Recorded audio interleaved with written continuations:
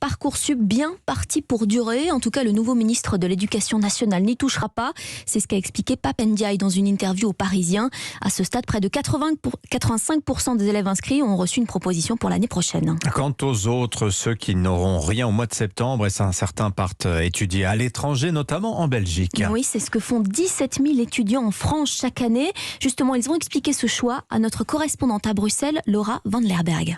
Sur le campus de l'Université libre de Bruxelles, il n'est pas rare de rencontrer des étudiants français, parmi eux Tara, expatriée un peu malgré elle. Juste parce que je voulais pas passer forcément les examens d'entrée pour la France, pour Sciences Po, et du coup je suis venue en Belgique. Dans cette université, un étudiant sur 8 est français. En 5 ans, leur nombre a bondi de 25%. Il n'y a vraiment pas de place en fait en France. Il y a 200 places par école, il y a 4 écoles en France de vétérinaires. Donc ça fait 1000 places pour toute la France. Comme toutes les universités sont extrêmement élitistes et qu'elles veulent des super notes, je suis allée en Belgique. Pas d'examen à l'entrée, mais bien une sélection en cours de cursus. Et les étudiants français semblent avoir un bon niveau.